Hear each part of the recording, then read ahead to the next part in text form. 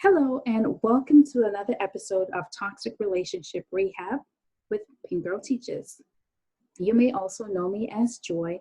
I'm a certified life and relationship coach, and I help women who are coming out of abusive situations or relationships recover and reclaim their authentic identity so that they can enjoy the relationships that they deserve.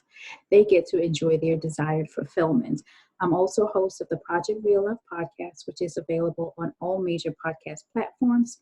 It's a dating and relationship podcast. Check it out. But I want to thank you for pressing play and joining me on today's episode. Today, I want to talk to you about the things that trigger the narcissist to want you back. I have 5 points that I want to address or bring to your attention. And the first one is that they cannot stand being ignored or rejected. It's just that simple. They cannot stand being ignored or rejected. You see, what the narcissist wants and needs from you is the 4 A's: admiration, attention, affection, and adoration. That's what they want. That is narcissistic supply to them. That is the fuel that drives them. And so if you ignore them, you're depriving them of what they need. It's like a fish out of water. It's desperate.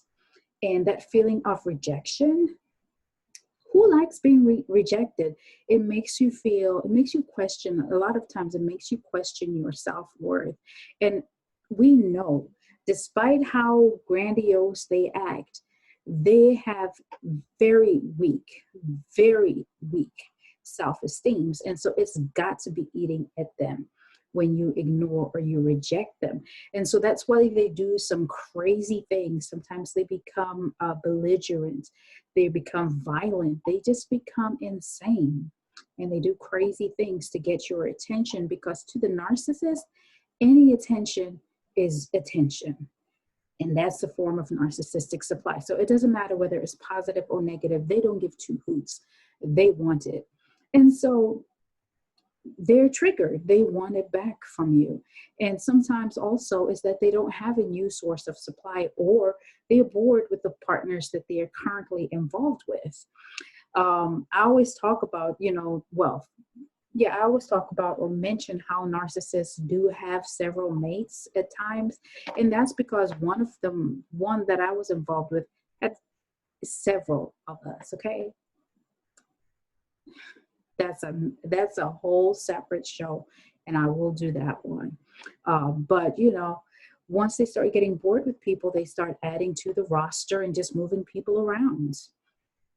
So that was the first point. They cannot stand being ignored or rejected. Point number 2 is they believe or assume that you have high value. You've got to understand that the narcissist is attracted to you for various reasons. You may be influential. You may know a lot of people. And so your name might be something. And so they're clout chasing. You may be beautiful, gorgeous, handsome, sexy, fine. You may have those daddy vibes, and that's what they want. They want to be able to associate themselves with that. They want to attach themselves to you so that they may appear important or appear to have something valuable, because they can go around and say, hey, look, I was able to bag this, so I gotta be something. It feeds their ego. For some, it's money, it's prestige, it's, possessions, it's just whatever that narcissist is after. And so, you may have that high value status or whatever. And so now you've moved on. You've left them, or they left you, or whatever. The discard, really how it happens doesn't matter. The only thing is that it did happen.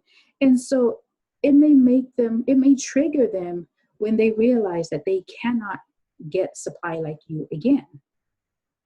Or sometimes you leave and you glow up. You boss up.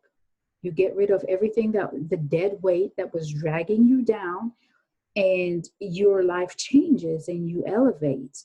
And so things look different, and they are watching you. And so they see this and they're like, oh, hold up, wait a minute. And it makes them want you back. It's a trigger to them.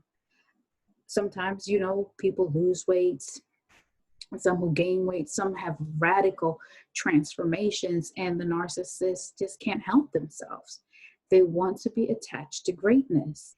And so that's a trigger to them. So again, it's not about you, the person, it's not you that they value. So yeah, don't fall for it.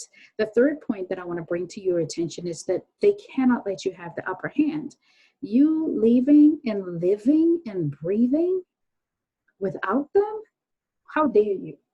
In their mind, how dare you? That is an insult. Because, first of all, they feel like they're our gods. They feel like they have control over us. And now they've lost the power, the control that they thought they had.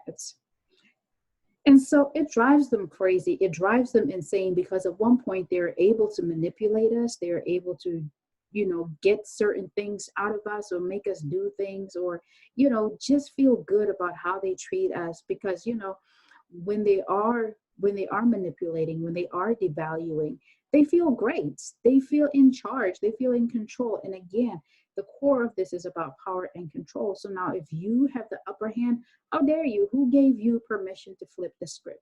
That's what they're saying. And so if they're coming back and they want you back and they're talking to you like, babe, I'm sorry. I'm changed. I'll go to therapy. I'll go for counseling. I'll do whatever. Crocodile tears. Don't believe a word of that. It won't last. It will only last up until they have you secured again. That love bombing, the next love bombing is going to be very short-lived. And the devaluation, should I say, is going to be intense because they have to punish you for thinking that you had the rights to live your life. But I'm here to tell you that, yes, you do have the right to live your life. So forget these deviants. Like, no, you have the right to live your life, period. And you don't have to explain it to them, by the way. The fourth point that I want to bring to your attention is that they cannot bear to lose supply. It's like finding the perfect pair of shoes and then losing one, like after you bought them. They cannot bear the thought of losing supply because, on the contrary, sometimes we really do think that it's easy for them to go out and get narcissistic supply. It's not. People are wising up on this. Look at how many people are talking about narcissistic abuse. Whether they're talking about it in the correct sense or not, people are up in this game. So it's becoming difficult. And even the narcissists themselves, let me tell you this, they come onto these channels to watch what we are saying so that they can modify their behaviors. So they're desperate. It's not like it's peaches and cream out there for them, especially during this pandemic. Where are they getting supply from? Really? Everything, we are all shut in. Where are they getting the supply from? Nowhere. So here we are. They're coming back for you. They are triggered to want you back. They are triggered to want to stalk you, hover you, harass you, just be an overall pain where the sun don't shine. I'm just saying. And the fifth and the final point that I have for you is fear of replacement. They don't want you to find somebody else because they know the value that you have. Even though they don't appreciate the value, they know that you're a great person. They know that you have a good heart, and they know that you will find somebody better than them. And so if I can stop you from doing better, thinking like a crazy person, I'm going to stop you because I'm the best thing. They are your God, and so nobody else can replace them. And that's how they think. That's just how, I was going to say that's how psychotic they are, but really that's all I can think of. That's just how deranged they are. They fear being replaced. Like if somebody else comes and loves you better, or even if it's not a healthy relationship, but is able to control you, where they failed to control you, oh boy, that's a blow to the ego, a complete blow to their ego. So no, these guys, when they're triggered to want you back, again, it's nothing to do with you. It is always self-serving. And that's all they know. They're not healthy people. They're not functional people or, normal functioning people, but they do experience triggers that will make them want you back. And I just wanted to come on here and highlight these 5 triggers to you so that you can kind of know What exactly is it about me that they want back?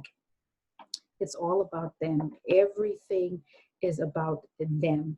They don't have the mental space to hold genuine thoughts or feelings for somebody else because they're too consumed with themselves. They have a full-time job, lying, scheming, cheating, coming up with all kinds of things, manufacturing all types of drama. Have you noticed they always have situations popping off? They always have emergencies and this and that.